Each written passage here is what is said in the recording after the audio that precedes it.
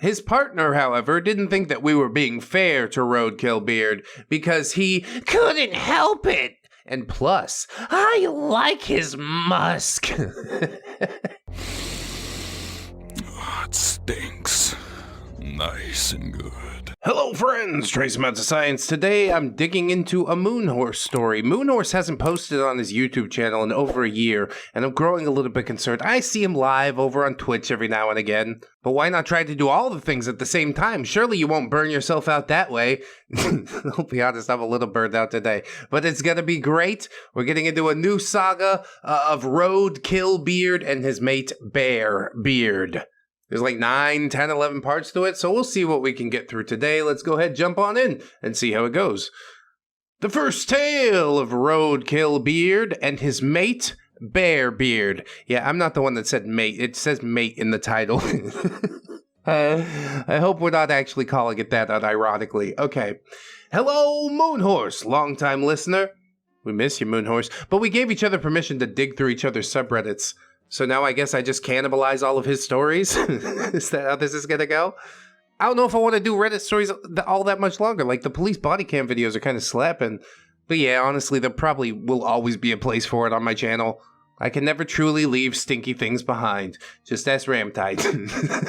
Damn. Savage for no reason. I'm sorry. I'm sorry in advance. All right. My roommate, partner, and I feel it is finally time to tell the tale of the smelliest smell that we've ever smelled. A smelly smell that smells smelly. Forgive errors in my writing because it's 1 a.m. and I just wanted to get this story off my chest. Honestly, OP, I power through best at 1 a.m. But we all have different schedules and whatnot. This will be a saga as we lived with these awful, toxic, stinky people from the summer of 2018 to January of 2020. Man, 2 years in and you didn't go nose blind? Sounds a little crazy to me.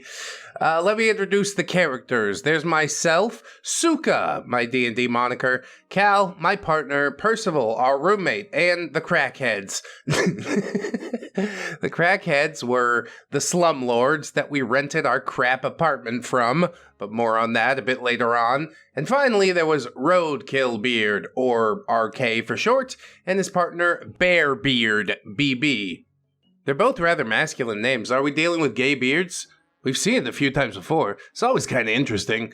Anyway, there's so many things I could cover, says OP, but I want to keep this to the important details. The red flags, if you will. First of all, Roadkill stunk. He sweated a lot, was terribly overweight, and although he showered, he didn't use deodorant or soap. Yeah, so he didn't shower. He went in there and got himself wet. What the fuck is a shower without soap? It's a rinse. It was like Sonic cheeseburger with extra onions and ass. Oh, it's just a big boy's got trouble wiping. Is that it? Already, I'm trying to unpack this 100 types of ways. It got so bad at many points that we would beg him to shower. His partner, however, didn't think that we were being fair to Roadkillbeard because he couldn't help it. And plus, I like his musk. It stinks. Nice and good. Takes different strokes to move the world, you know? I've seen it before. I don't think I ever told this story on the channel, but a girl that I used to date, her best friend, really just loved the smell of sweaty balls.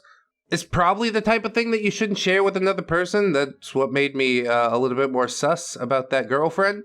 But yeah, I did meet her once or twice. She seemed nice enough. She bought me a couple drinks. Like, she made a good impression. She could go sniff all the sweaty balls she wants, as far as I'm concerned. Just stay away from mine. I know you didn't order extra cheese, but that's what you're getting. This is terrible. Just self-immolation for no reason. I really am in a mood today. Okay. Thank you for bearing with me. So yeah, his musk. Bearbeard actually said that. Not only did Roadkillbeard stink, but neither of them liked to clean. Like, at all. Not only would they stay up all night playing video games and leaving the house a wreck, but you can only imagine the amount of shit that they left in their room. You don't mean like literal poop, do you? I think we did like doo-doo beard years ago. Those are the weirdest ones ever. There were dirty dishes, towels, old laundry, paper plates, food, jewel pods, cigarettes, and cigarette butts, etc. Okay, good. But no poop, right? Just please confirm that. The jewel pod thing especially bothered me because my partner and I have dogs, and they could totally die if they ate that. Yeah, maybe. Or they develop a brand new addiction. He's like, that smell makes me feel really good. I'm gonna go try and feel that smell all the time. Feel that smell. Whatever, yeah, don't let the dogs in the room, okay? And of course, OP elucidates with a counterpoint saying that these two eggheads left their little jewels everywhere. All the time. Yeah, you gotta confine it to your room. Them's the rules from here on out. But then how do you enforce it? I don't know. Dump the jewel pods in their bed? Can you break them open? Do they explode if you break them open? It's not a battery. There's liquid propylene glycol. Just cut it open and dump it in the bed. It's fine. So good. Dogs are still alive. I solved that situation. You're welcome. OP doesn't deal with it that way. They decide to go another way and say, so not only did I have to get up every morning and clean up after them, but I had to watch out for their stupid vapes. At the time, my partner and I were both in college, taking summer classes between full semesters. Our school was a private school, and I had to work really hard to keep my place there. I had scholarships, and my partner did as well. We had to maintain certain GPAs and put in a certain number of community service hours. We got 3 hours of homework for every 1 hour of class, so yeah, it was a full-time job. And cleaning up after them did not help. It's gonna sound harsh of me to say this, but maybe you don't have time for a dog. Have you considered that? You're taking two very furry lives into your hands, and yeah, someday something bad may happen. So you either get out of the toxic situation, or you put the puppers somewhere where it's a little more safe. Whatever, do what you want. I'm just spitballing here, okay? Opie says, no matter how much we begged them to clean up, they simply refused. Finally, when I got Bearbeard to help me, he cleaned up one plate and dish setting. Just one. When I asked him why he stopped, he explained, why would I clean up after someone else? So let's all live in squalor then. You just find out who has a lower tolerance for messes left everywhere. Right now, that person's you, OP. You're left holding the bag. But if you resist just a little bit longer, make them truly experience their own filth, maybe it'll turn around. Or maybe you'll start living in a hoarder house. I don't know. It's probably easier to just move. OP says, I was left fuming. Percival, Cal, and I picked up after them all the time. We rented this place with them because when we met them, they seemed like really nice and genuine people. The apartment they had before was clean, and they made regular payments on rent, never falling behind, so we thought they were really responsible. And when we all got this big house together, which we didn't realize how shitty it was, we let Roadkill be head of household. We couldn't evict them, and we spent all of our money on the security deposit and first month's rent. We also split rent between each other equally, but Roadkill would lie about turning in his side of the rent, and we fell behind a lot. Okay, but what really caused the other shoe to drop? It's not like they changed on a dime. Maybe they got comfortable within a certain situation that you've established for them, OP and friends. Everybody wants a clean house, so you go and clean up their mess, but you never talk to them about the mess that you just fucking cleaned up. You're just like, next time they'll probably get it, and then next time doesn't come for 2 years. So instead of continuing to pick it up and fuming and seething about it, why not sit them down and have an adult conversation? How old is everybody in this? It doesn't really say, but late teens, early 20, maybe? I'm in the ballpark? Like, if I was rooming with a guy that didn't pay half of his fucking rent, like, I would nail him to the wall. I'll put his stuff out on the street. Everybody just kind of shrugs it off, and yeah, that's enabling. You understand that? You don't have to bully him over it, although that is my preferred method. But yeah, just an open and honest conversation. OP continues, Roadkillbeard wouldn't say anything, and we had to learn from the crackheads when turning in our half of the rent. Besides being smelly and generally lazy slobs, both Roadkill and Bearbeard were pathological liars. while Roadkill also had a penchant for being a super sexual about everything. Yeah, gross. Maybe he's just hoping for I guess it'd be a 5's up, if my math is right. When confronted about this, Roadkill just explained that he thought intimacy was the only way to express love towards someone. Yeah, you just let that sink in. He doesn't believe that. That's just an excuse for his own bad actions. And if he does truly believe that, well, he's disabled in some way. I mean, more than the ways that we knew of already. Opie says the house that we rented seemed nice at the time, but little did we know it was full of mold, and the crackheads would pay other crackheads to perform maintenance, so everything was all janky and wired wrong or just generally DIY'd. You don't want to die in an electrical fire, do you? Because that's how you die in an electrical fire. It was also built in the 60s for the crackheads' parents to live in, and we're pretty sure they also died in that house. Oh, too much crack, huh? I don't think the crackhead parents were parents. I don't think it's a genetic thing. It's kind of funny, though. And OP assures us, yeah, not making that up. I'm too tired for that. I mean, pretty sure isn't confident speech, but I'll go with it if you want to go with it. OP says it was also in the middle of a junkyard. The crackheads would go to auctions and buy junk and then resell it, including old cars, boats, anything metal, you name it. Laundry machine, toaster oven, waffle iron. I'll buy all 3 for $20. $20 could buy a lot of crack. Think about it. Opie says I spent hours scouring over the junk around the house because some of it was really old or really weird, and living in the middle of nowhere gave me few other options for entertainment. So yeah, that's the setting. A dilapidated house inside of an abandoned junkyard? I'm pretty sure the crackhead's parents aren't the only ones that died in there. And the other's one of natural causes, if you know what I mean. Have you checked in the basement, OP? Is this okay? 2 stinky beards. One who's super sexual to everyone. Spoiler, of course, it's the extra smelly one. There's a couple of crackheads who run a junkyard and act as our landlords, an old rundown house, and finally Percival and my partner and I. If this seems like a lot, well, it is, and the shitty rabbit hole only gets shittier and deeper, my friends, so please stick around for the rest of the saga, and I hope you enjoyed. Thank you, Moon, for reading this, if you happen to. I think he did. Percival and I are big fans, and are excited to finally get this off our chests. Don't worry, because this story does have a semi-happy ending. I mean, you spoiled it at the start. You left the house, right? Did they die in an electrical fire, perhaps? Now to the beginning. The first couple weeks living with him seemed fine, and then things gradually changed. It started with Roadkillbeard making disturbing or weird comments toward Percival and I. Percival would cook dinner, and Roadkill would loudly announce in front of his significant other, "Percival, if this food were a person, I would make love to it." Talk is cheap, bro. Pretend it is a person. Do it right now. Like that scene from American Pie.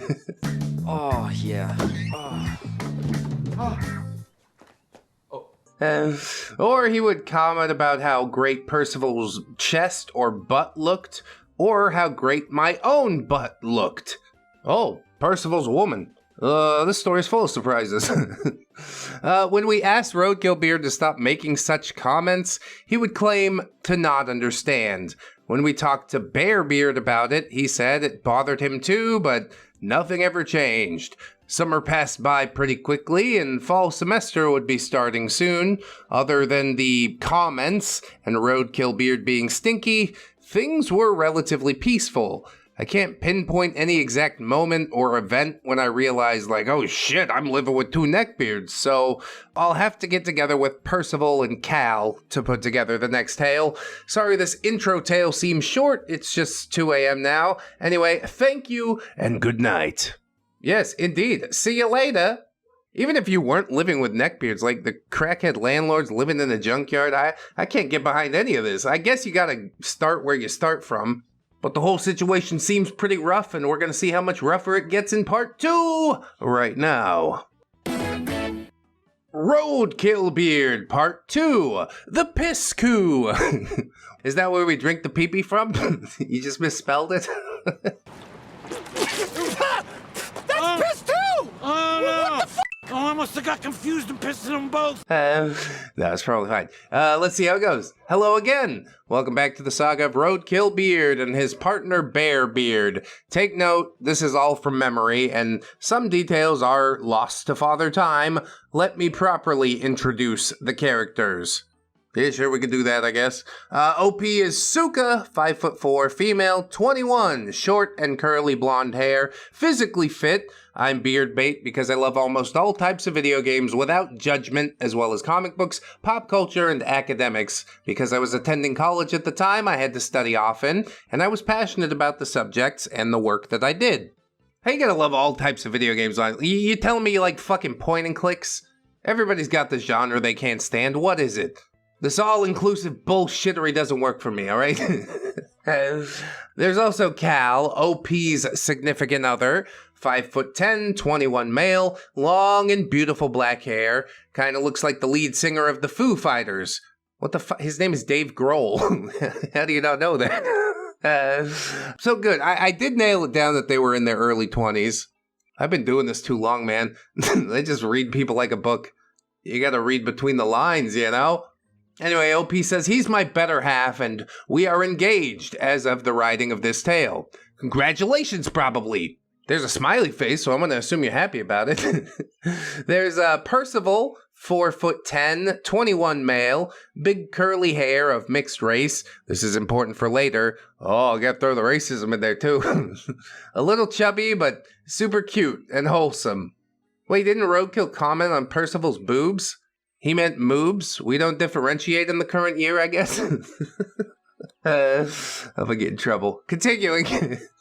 Bearbeard, or BB, 5'2", 23 male, trans, short military cut hair, and overweight. Like, largely overweight. Interesting. I mean, OP mentions Bearbeard as being trans, but Percival, there's just a mystery there. Like Pat from Saturday Night Live, no? It's time for androgyny. Here comes Pat. I'm really stuck on it. Maybe I'm just an asshole. There's also Roadkillbeard, our main protagonist, and the puppet master behind what would be the chaos and hell he orchestrated in our lives for the next 2-ish years. He was 6'4", male, 22, and had an atrocious belly. It poked out like a beer belly, but hung down like a ball sack. Yeah, once it gets big enough, it does that. Don't get to that point. The worst part was, his shirts were often too small, so you could see his stomach falling out of it. His stomach wasn't even either. Like a ball sack, with one being smaller than the other and hairy, and yeah, did I mention it stunk like roadkill? Like onions in the sun, covered in cat piss. How do you let yourself go this bad at 22, man? Pure beardery, I guess. So, OP screwed up the formatting here, but we'll fix it in the video. First off, I should explain how we came into their company. Cal had known Bearbeard before Bearbeard knew Roadkill. Back then, Bearbeard was just a regular, old-school stoner. He was chill and contemplative, but, yeah, not very book-smart. Yeah, that doesn't help with the contemplative part, does it? Cal and Bearbeard were friends back then, from middle school past high school, and that's when I met Cal, and Cal introduced me to Bearbeard. Only, by the time that I had entered the story, Bearbeard had begun to be manipulated by Roadkill into this horrible neckbeard. That's a big accusation to level. Like, there are certain combinations of people, they're just toxic when they're together. They bring out the worst in each other. Is that possible? You really think Bearbeard isn't innocent here? I guess it remains to be seen. Bearbeard became racist and was convinced into liking Roadkill's smell, which was, yeah, basically just his pee smell. I tried to give Roadkill the benefit of the doubt about his smell. He showered often, but I didn't know that it was without soap, so when he said he couldn't help it, I believed him. Yeah, I can't even read half the chemicals in those soaps. It messes with your pineal gland, bro. Blocks your third eye. No more deodorant either. That zinc oxide, bro, it's gonna fuck up your whole nervous system. A big sarcastic, for those who might not be able to tell for some reason. I say again, a shower without soap is not a shower at all. It's a rinse. So now, to the tale of our second month living with them. This was when things with them became tense. Well, that escalated fast. This was when we started to see through all their bullshit. You see, Roadkill and Bearbeard had 2 cats, Mish and Moo. They refused to get either cat fixed, so Mish, the male, would spray all over their side of the apartment and pee everywhere. Moo, the female, was in heat all the time, so she would yowl constantly, and it was mind-numbing and probably painful for her. Do you ever think about just, like, accidentally on purpose leaving the door open? Because, yeah, I might consider it. One time, Moo took a crap in Percival's bed, and she also peed in Roadkill and Bearbeard's bed quite often. We begged them to spend the $60 to at least get Mish fixed so he'd stop spraying, or I would kick the cat out of the house altogether. Yeah, probably not a great ultimatum, but there it is. Finally, after a lot of negging from them about how we didn't have the money, even though they could afford cigarettes and weed, Roadkill was finally going to get Mish fixed. But Roadkill didn't have a car, so Cal took him to the vet in his car. This was a brutal mistake, as Mish sprayed all over Cal's nice car and made it stink for a year. I was livid, Cal was livid, Roadkill didn't give a single fuck. Didn't even offer to clean up the car. I'm shocked that you would expect that at all, OP. They never got Moo fixed, and she is howling to this day. It rings over the mountains and haunts me in my dreams. That's ridiculous. I couldn't live like this, especially I gotta do recording and stuff. We already got dogs sometimes and roosters, but a yowling cat, yeah, that would just be the cherry on top. Oh, and also, because they got neither cat fixed, Moo was also pregnant. So, one day after class, Cal and I were surprised to find a bloody couch and 3 little kittens in a box with a very upset Moo. I mean, how are you upset about the consequences of your own actions, Cat? I don't know what to tell you. I can't fix this for you. Bearbeard was at work, and with Cal and I at school, Percival was all alone with Roadkill. He started dumping all his emotional issues out on Percival, talking about how myself and my partner Cal wouldn't join him in a polyamorous relationship. Oh yeah, that's the cherry blossom on top of the shit sundae, isn't it? You know what can really fix this whole situation? If we all start banging each other.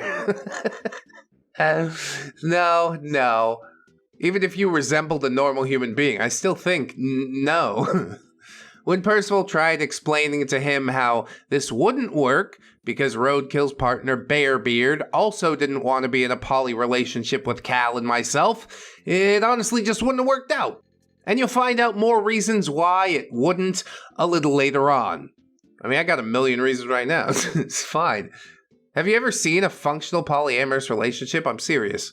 There is usually at least a couple people in the comments that are like, I'm polyamorous, my relationship works. So how about let's do the flip reverse. Tell me about polyamorous relationships that you saw that didn't work. Or just if you've ever seen one, you can say, yeah, I've seen one. And they'll be like, oh, very interesting. We'll tally that up. This is trace amounts of science. I mean, anecdotal evidence doesn't really count for all that much, but it's still fun. Thanks in advance if you did it. So, Percival tried several times to calm Roadkill down. You just have to accept that it's not a plausible relationship, he tried to explain, and Roadkill yelled, "It's not fair! I love them!" Look at you, you can't even love yourself. This is when Roadkill punched the couch next to Moo, startling her into labor. Percival jumped up, thinking Roadkill had hit the poor cat, and moved to check on her. Moo started yowling, and that's when he realized that she was giving birth. Just after the kittens were born, Roadkill decided this whole thing was just too exhausting, and he quietly left to go sleep in Percival's bed where he stunk up the pillows with his BO. Yeah, Roadkill had a habit of sleeping in other people's beds, whether or not he's allowed. That's why I keep rat traps under the sheets. You can sleep in my bed, but I'm gonna snap your toes off first. And again, it always leads us back to the question I find myself asking all the time. Like, why do you guys allow it to happen? Why do you cuck yourself? Like, I really don't like when he sleeps in the bed. And if you have talked to him about it, then it's time to consider how to enforce consequences. Whatever, they're 21, they don't know. Just write a Reddit post about it. I'm sorry, I shouldn't come at you in that way. It's a good Reddit post. Roadkillbeard's a quality specimen. I feel like we're going a bit soft on Bearbeard, though. OP just kind of drops the racist thing in there, and, like, that's all we get. Whatever. So Percival was left all alone with the kittens. After a few hours, Moo started yowling again. Alarmed, Percival ran to go wake up Roadkill, but Roadkill instead got angry and yelled, "Leave me alone, I'm fucking sleeping." Yeah, you're sleeping in my bed, you fat fuck. Now get up! I'm gonna boil a bunch of water and pour sugar in it until it's nice and thick, and I'm gonna throw it on you. Some homemade napalm. Maybe that's going 0 to 100, but I would dump some water on you. I don't care if I ruin the match. I gotta flip that fucking thing anyways. So Percival returned to help Moo deliver her final kitten by himself. It's not even your cat. Get your fat fucking ass up and go help your animal. You animal. I guess we don't do that. We don't yell at this house. Loud is not allowed. What the? Loud is not allowed? Percival was, of course, freaking out when Roadkill finally returned. He griped about his missed napping opportunity. By then, Percival had toweled off the last kitten and gotten Moo some water. Roadkill looked at the cats and back to Percival before he angrily said, "Everything's fucking fine. What did you wake me for?" Percival, who happens to be very non-confrontational, gee, you don't say, just quietly said, "Moo's your cat. I thought you'd want to help her." Roadkill huffed in an angry shrug before throwing himself onto the couch next to the kittens, making Percival jump with worry for the cat's safety. After this, Percival decided to find a large box from our move into this hellhole and turn it into a comfortable spot for Moo and her babies. Yeah, you thought this house was terrible with 2 cats in it. Now we got 5, if my math is correct. Come on, do math. After this, Roadkill and Bearbeard didn't even try to find the kittens' homes or pay to feed or care for them, so Cal, Percival, and I all ended up caring for them a lot. Eventually, we ended up keeping 2 of the kittens. Much to our horror, this brought our cat count from 2 to 5, which was a lot. Also, Roadkill and Bearbeard never helped out, and yeah, they kept the 3rd kitten. Whatever happened to the good old days where you'd throw unwanted kittens in a pillowcase and just toss them into a river? Not that I think you should, but is that really a worse fate than living their entire lives with Roadkill and Bearbeard? Maybe it's the merciful thing. Think about it. They complained every time we made them scoop the cat litter, just like they complained when we made them do any other chores, and their laziness and neglect would only start to get worse. And after this, because Roadkill and Bearbeard were mad at Cal and I for making them fix their male cat, and Roadkill was especially upset because Cal and I were not interested in dating him, though with his idea of love being just the intimate parts, you can imagine what it is that he really wanted. I guess that's really what soured the entire atmosphere in this house. He really did think it was going to be like a big orgy all day and night. Inside of a dilapidated house. Inside of a junkyard. It's not the vibe that you think it is, okay? This isn't the Hollywood Hills. We don't have any coke. All we got is drain cleaner. It'll have to do. Good, yeah. Make sure you do a lot. So Roadkill decided he would fulfill his fantasies of being this super smart and edgy person and mastermind a wedge between everyone in the house. All kind of Wolfbeard vibes, okay. Because if we weren't putting up with Roadkill's bullshit, then he would seek to overload us with so much of it that we were completely helpless. Let me tell you something right now, OP. Nobody's fucking completely helpless. You met some resistance and you buckled like a belt. And the sooner you come to admit that, the sooner we can do better the next time, you know? Whatever. Maybe that's too real for some people to address. But it is how I see things. Honestly, Roadkill was pretty successful at his endeavors. Yeah, Wolfbeard vibes. Like I said, Neckbeards are pretty good at this side of social interaction for some reason. They can make people hate themselves. They can definitely make people hate others. He drove Percival and I's mental health and friendship into the ground for a while. Cal and I started arguing a lot, and then Roadkill would spread rumors between each of us. He started negging us hardcore, and yeah, that's the end of part 2. Hope you enjoyed, and thank you Moonhorse for giving this a look. And ReddX too, even though we didn't know he was going to do it. Percival, Cal, and I will be writing out the next part soon. L8R. Yes, indeed, L8R to you. The writing in these is a little bit rough. It seems to jump from point to point, but I still find these creatures rather interesting on some level. Again, I don't think Bearbeard is as innocent as OP paints it, because yeah, there's complicity there. Is Bearbeard doing anything to help clean up? No, you're still holding on to the fact that I made you fix your cat and trying to leverage it against me. Oh, this is the proof that I'm a bad person. Y'all fucking weird. Bunch of neckbeards for sure. He stole all the rubbers from Cal and I's nightstand. That's all, as far as I know, to this day, but Percival did catch him sniffing my undies once in the laundry room. Jesus. The hell are you doing? Sniffing chicks' underwear, man. You really are disgusting. Roadkillbeard, part number 3, the triggering. Oh my god, are you triggered, bro? Bro, are you triggered? Tell me. Hello again, Moonhorse. Yeah, shout out Moonhorse.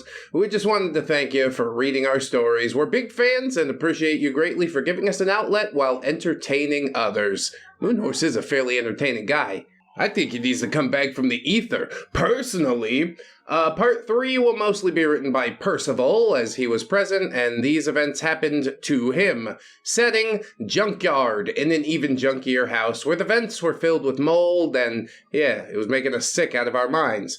Characters, Roadkillbeard, RK for short, Bearbeard, or BB, Percival, that friend and current roommate who's writing this part. There's OP Suka, who wasn't present for most of these events, her partner Cal, who I was with during these events and not home, and there are some new but temporary characters, Misty and Brock, 2 new neighbors that had just moved in behind us in a shitty, tiny apartment that was also on the Junkyard property. MB is Mama Brock. Yeah, Brock's crazy mother. There's also Lester, the molester, or LM for short. You will learn soon why he is called this. I got a few guesses. See, this is sort of going to run together with the Married Mary saga, isn't it?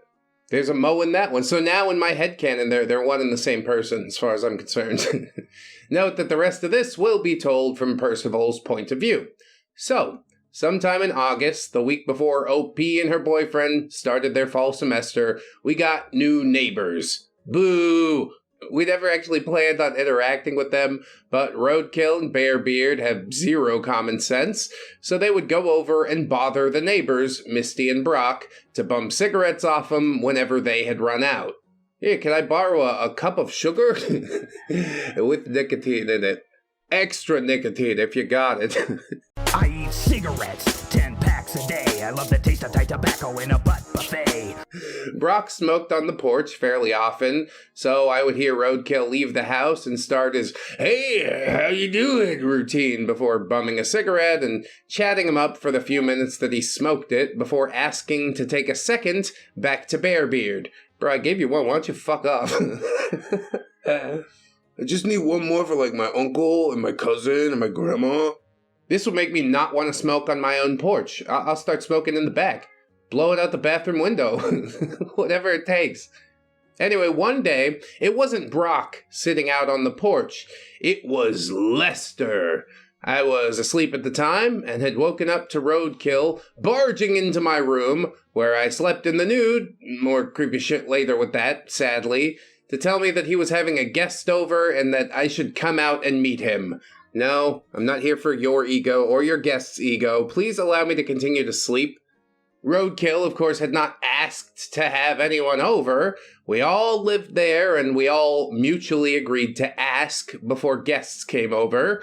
A little more information about me, Percival. I'm a 5-foot-tall trans male with a lot of trauma. I have severe PTSD from several events over my lifetime. Roadkill is what I like to call a trans chaser who would go after anyone who identified as non-binary. Bearbeard, myself, and Suka are on that spectrum, which is why the comments were so frequent.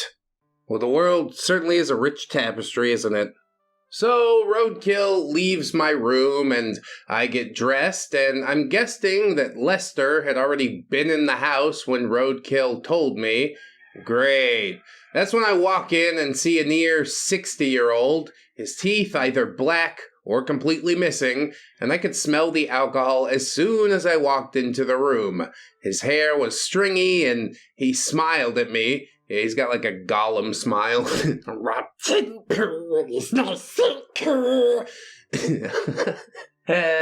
I'm already internally freaking the hell out because every red flag is going off in my head just from the way this dude is looking at me. Just ask him to his face. Be like, why the fuck you looking at? You plotting on me? Is that what's happening right now? We could take this to the next level if you want. He does want to take it to the next level, just not in that way. Anyway, OP says, I introduce myself because I am sadly polite until the day that I die. Which, yeah, common theme in these Neckbeard stories. But I implore you to consider being less polite in the future, at least a little bit when it's warranted.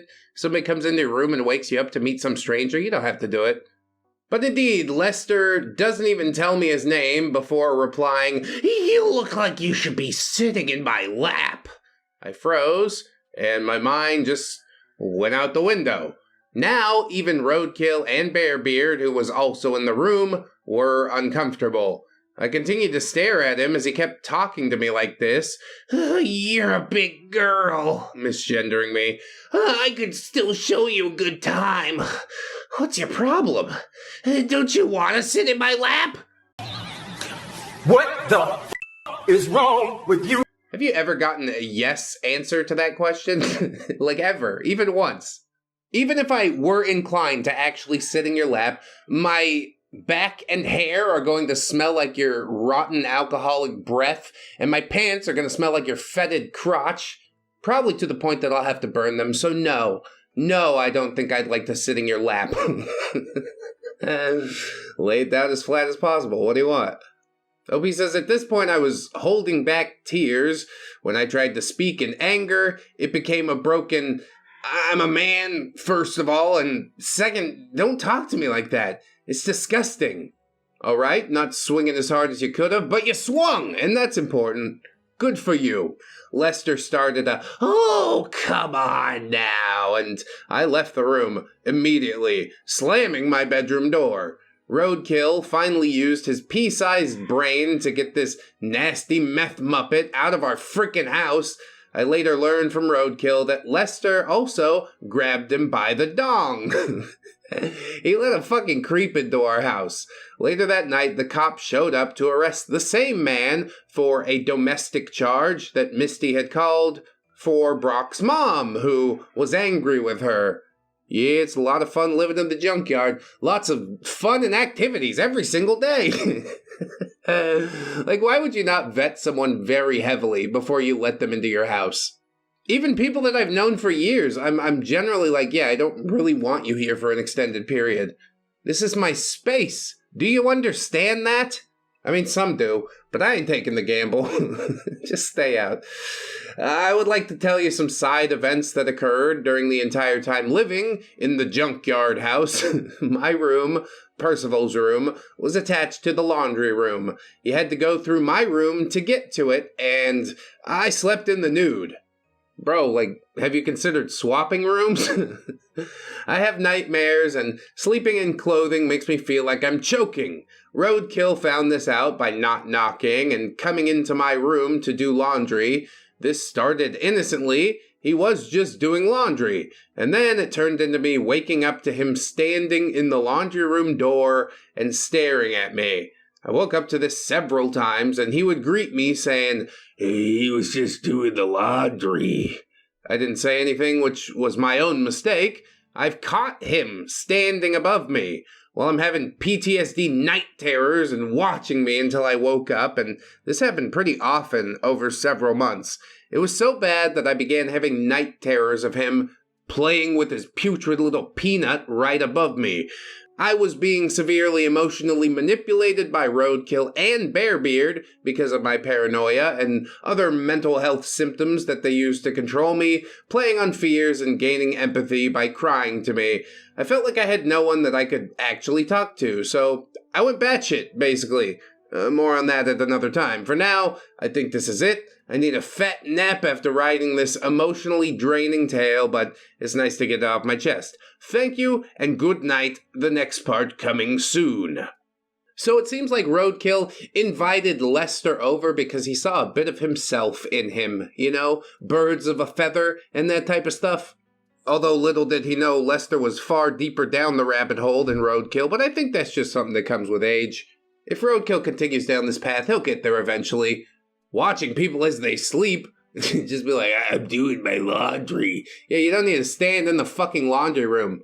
How about, as a matter of fact, we either switch rooms, or during the time that I'm sleeping, the laundry room's completely closed.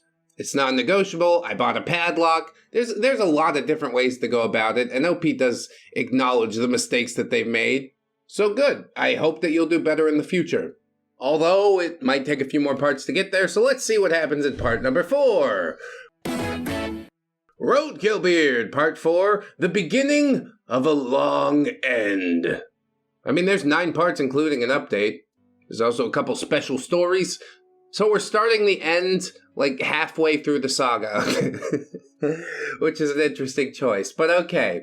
Hello again, it's Suka here, and I will be telling this little installment. I hope you had a very Merry Christmas, Mood Horse, and the Celestial Herd, and ReddX, and the Jerry Army too. Christmas feels like it was forever ago, but it'll roll back around again, don't worry. OP's just showing a little love in advance. And normally I wouldn't reflect that love, except for the fact that you've fucked up the formatting again. So, we'll work around it, but really it doesn't bode well for a tale. It's like, hey, I did this as a first draft, and either like it or don't. Fuck you. It's like, well, it's middling for me at the moment. If we had to put it on the beard tier list, even this far into it, I'm looking at like a C or a D. Did you see that beard tier list live stream? It's 4 hours long, but yeah, worth a watch for fans of the channel Deep Lore. Anyway, let me pop open a WordPad and read whatever the hell is supposed to be.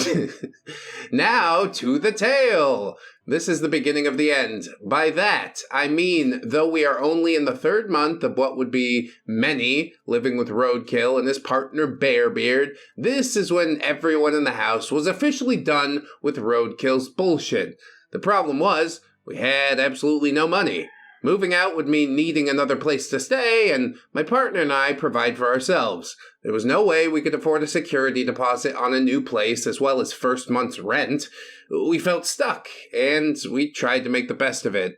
I mean, if you're feeling unsafe in your own home, I don't know, there's ways to go. Contact a relative, contact a shelter, hoof it on the streets for a month and save up every penny you make. They're not comfortable things to do, no, but sometimes needs must. You're never stuck. That's just a lie we tell ourselves. Anyway, OP says, even if you put makeup on a pig, it's still a pig. Yeah, so don't live alongside a pig any longer than you have to. Roadkill only did his best to drive everyone insane. After Cal and I heard from Percival that he let a psycho into our home, we had a big fight. Things were tense, and Roadkill saw Percival siding with Cal and I. This meant that he had only his partner Bearbeard to defend him, and that just would not do! The odds were not in his favor, and he could see Percival and I were forming a rather strong friendship. I mean, when your options for friends are OP or Roadkillbeard, I think it does make a pretty easy choice. He needs to work on his interpersonal skills. That's what needs to happen. Roadkillbeard, I mean, not Percival. Well, Percival too a little bit, but Roadkillbeard even more. So, of course, this indeed would not do, so he started referring to Percival as Dr. Percival, and made it known that he needed Percival to act like his therapist. Oh yeah, great way to get somebody on your side. Utilize them for your own means. What? What? Percival hated this, but had obviously made it known that he was available if Roadkill or Bearbeard needed to talk. Yeah, that's why I don't do that shit. I'm like, DMs are closed, don't come in my live stream trauma dumping neither. I do not have the emotional bandwidth. I'm sorry you're going through whatever that shit is, but I'm not qualified to fix it for you, okay? I could bounce some ideas around, make funny about it a little bit. That's literally all I could do, though. Of course, Bearbeard and Roadkill both took full advantage of this. Hell yeah, free therapy. Percival would be nice and put up with it and offer them advice. Roadkill would not listen to any of the advice that Percival offered. Well, in my experience, people never do. Roadkill would come to Percival and whine anytime I showed Cal affection. He was insanely jealous of Cal and did not like that we were together, because if we wouldn't be with him, then he didn't want me to be happy. Yeah, this situation is entirely untenable. What if he gets a bright idea one night to remove Cal from the picture, if you know what I mean? It's weird. It's really weird. One particular night, Cal and I were cuddling on the couch watching a movie. We weren't being overly affectionate, just sitting closely, an arm around my waist, and this drove Roadkillbeard mad. He made a big show of starting to cry and running into my room and then slamming the door. I ran to my room to ask him what was wrong when he jumped off my bed and began screaming, "Hey, how dare you go flaunting your affections with someone else when you know how I feel about you?" He was sobbing, and I was so taken aback. I glared at him in that moment and replied, "You have no right to yell at me or control my life." And then I slammed my door in his face, letting him have his moment to calm down because, yeah, I could at least give him that. What I didn't know was that the tears were crocodile tears, and he used this opportunity to go through my things. He stole all the rubbers from Cal and I's nightstand. That's all, as far as I know, to this day, but Percival did catch him sniffing my undies once in the laundry room. Jesus. The hell are you doing? Sniffing chicks' underwear, man. You really are disgusting. There's some bona fide degeneracy. Also, the taking away of the protection, sort of hilarious in a way. He's like, if I can't have you, then you guys just have a baby together. That'll break you apart for sure. I mean, it works sometimes, but it can also grow the bond stronger. My only trepidation there is like, I don't know, Junkyard baby? Is that a great look? Whatever. I returned to my movie, and Roadkill went to whine about Cal and me not loving him to Percival. Between whining, he would badmouth Cal and myself, and this is where we discovered that he was a pathological liar. Is that what you call him? Pathological liars? Yeah, bam! That's what he was. Yeah, okay. That's what he is, and that's what we call him. Bearbeard was too, but Bearbeard I could ignore. He would just mumble to himself, but Roadkill made a show out of things. He would tell Percival that Cal and I hated him, that we said he was fat and ugly and annoying, and Cal and I had no idea and never treated Percival like anything other than a friend. But Percival had been hurt so many times before that he was wary. He began to shut us out and isolate himself in his room, not speaking to Cal or myself. He only interacted with Roadkill and Bearbeard, who would neg him constantly between the whining about how Cal and I wouldn't put up with their BS. They're just trying to win over the floating voters, that's what's going on. I'm often shocked about how beards are just so terrible at social interaction, but then they have this hidden talent for social manipulation. Anywho, Cal and OP were looking to get frisky after the movie, And between the fighting caused by an overload of stress and the fighting with Roadkill and Bearbeard, we both needed some time to ourselves. We were frustrated, and even more so when we discovered the rubbers were missing. I confronted Roadkill immediately because he had been the only one in my room. Roadkill confessed immediately. Yeah, Bearbeard and I were out, so I figured I could just borrow yours. Thanks for the good time. I was livid. You did not borrow somebody's rubbers, let alone go through their personal stuff because they were put up. And so I let him have it. I began yelling and letting loose everything that I'd been wanting to say for 3 months. You're such a child! You couldn't even ask, could you? You stole something that wasn't yours. You rifled through my fucking things. You're a creep, and you ruined my night. Do you know how pissed off I am? How dare you? You never asked for anything. How do you not care how anyone feels other than yourself? You let a creep into our home, and now you've ruined my night! Yeah, you said that part already, actually, about the ruined night. It's fine. His face scrunched up and tears began flowing, but I did not care. I stormed out of the house and went on a walk to cool off. Bearbeard shouted something like, "How dare you talk to my baby like that?" But I ignored him on my way out. Should have punched him in the solar plexus. Like, you want some too, bitch? Bam! Now get out of my way. Then again, you do have to come back eventually and live amongst these people. So yeah, maybe ignoring him's the better idea. Anyway, I just walked around on dirt roads for an hour, taking my time to cool off. When I came back, I found everyone shouting Roadkillbeard's name, and Roadkillbeard was nowhere to be found.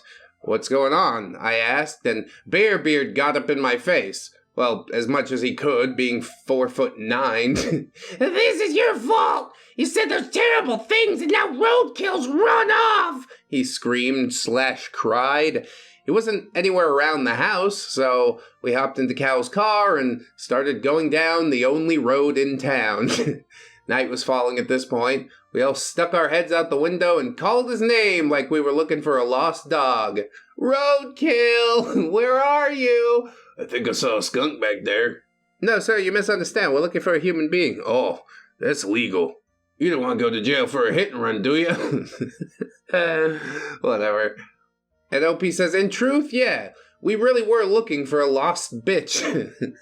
Eventually, we found him walking towards home from in town, and he was still sobbing. In his arms was Cal and I's change jar. Not Roadkill's change jar, not Bearbeard's, no. This was all of Cal and I's save loose change from the whole semester. We were saving it. All of the change was gone except for a small layer of coins at the bottom. It was filled at least over halfway when I dropped my change into it that morning. Where's all our money? Why did you take all our money? I yelled, and Bearbeard shouted at me, Enough! You've caused enough problems talking to him like that! Oh yeah, why don't we just let him get away with murder then? We better not send him to jail for it because he reacts poorly. Do you hear the things that come out of your mouth? Why don't you shut the fuck up, stay in your lane, and go and get your man before I get him? I got the knife right here. But Opie doesn't do any of that. Instead, rolls their eyes, and Roadkill thrusts the shittiest, cheapest gas station rubbers into my hands, along with my now practically empty change jar. I tripped and I lost a sandal and I dropped all the change and I just wanted to make it up to you for ruining your night. I just want you to love me, he sobbed. Bro, that's a lot. He didn't drop the change. Come on. He drank 4 cans of Monster at the get in, get out before he decided to come back. And then as an afterthought, he's like, oh, I got enough to replace the rubbers and try and justify my theft. OP shouts back, this is literally the most childish way you could have handled this situation. And you stole our money. Are you fucking kidding me?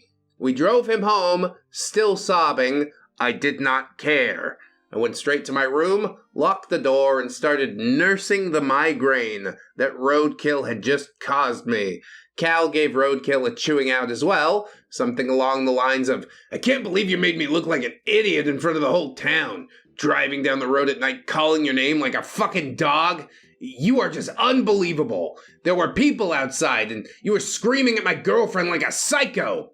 At this point, Roadkill stormed into his side of the house and slammed the door, locking it from his side, which was the only side with a functioning lock, so he could access our side anytime, and we couldn't access theirs at all. Sounds like you need to install a second lock, doesn't it? This door only opens when we agree mutually that it opens, which means that, yeah, it never opens. Roadkill, of course, learned absolutely nothing from this horrifying incident. He still treated Cal and I like garbage, still talked trash about us to Percival, along with bringing all of that emotional garbage to Percival. Percival only realized that he was being negged shortly after the rubber incident and one other. Roadkill had begun working at a local restaurant chain that's named after a certain blue hedgehog. Oh yeah, they got good slushies in there. While working there, he met the object of his obsession, a young goth girl who was 17 and still in high school. Let that child alone. God damn, why? Every time. Why? Leave the child alone. Focus on pulling yourself together, you mess. Keep in mind that Roadkill was nearly 23. She began flirting with him through text, and he flirted back, eventually soliciting nudes from her on several occasions, which he then very proudly showed off to Percival during one of his moments with Dr. Percy.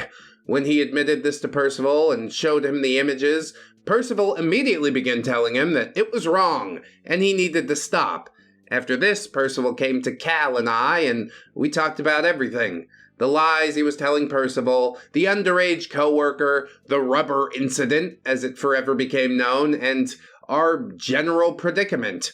We decided to band together and slowly began to distance ourselves from Roadkill, while simultaneously trying to save Bearbeard from what looked like a relationship full of maltreatment.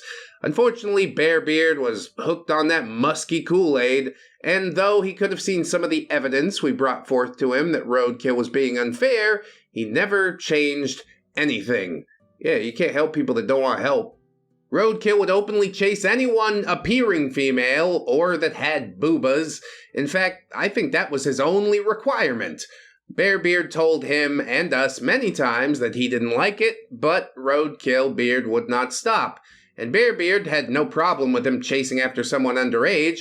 He said that he did, but again, nothing changed. Yeah, actions speak louder than words. At this point, you guys are both in the same boat. We want to pretend that Bearbeard's not participating in any of this, but he's standing up for Roadkill, protecting him from the consequences of his own actions, not saying anything or taking a stand when dude is doing something wrong. So yes, you're part of the problem. Talk is cheap. I don't want to fucking hear it. This is the beginning of the end, because Percival, Cal, and I banded together and began trying to really find a way out of our situation. Unfortunately, it would take us a really long time to get enough money together. Y'all got a car, right? Just live in the car for a little bit. It's fine. You can hack it for a month, I promise you. Load an emulator on your phone. Hang out at the local library when you're not at work. Take a shower at a gym.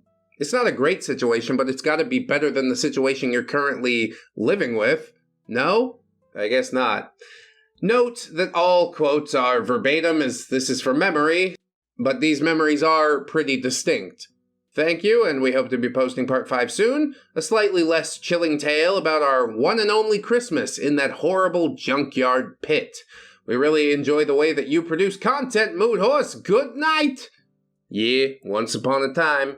I don't know if I harped enough on how truly ridiculous it is for somebody to stay in a house with somebody who, actively dislikes your domestic partner. I'd be making all sorts of moves to get up and out as soon as possible, not just I guess we'll save some money to move. It's a rather laid-back way to handle it. Could have put yourself into some danger making some moves like that. That's all I'm saying. I'm glad you got out eventually, but we got a bit of a ways to go until we're actually there. So why not? We'll do one more of these. 3 parts in 1 episode? Sounds great! So yes, this is part 5. This is only the middle of the journey. I mean, yeah, it is, but you said it's the beginning of the end. So like I said, the end starts in the middle. Anyway, after the rubber incident, I refused to interact with Roadkill unless I absolutely had to. And I was polite in the few times that I had to speak to him. Bearbeard was so upset about how Roadkill acted and yet blamed me for it. They were both threatening to kick me out at this point because I didn't want to be friends with Roadkill anymore. I was really scared that my boyfriend and I were going to be homeless. I had to start being nicer to Roadkill if I wanted to keep living in this hellhole. Yeah, why would you want to keep living in a hellhole? Good. It's time to embrace change. Anyway, they demanded to see our receipts because they thought we were wasting money on frivolous things that could instead go to the house. What? We refused to do this and instead gave them a quote with how much we spend on the house each month.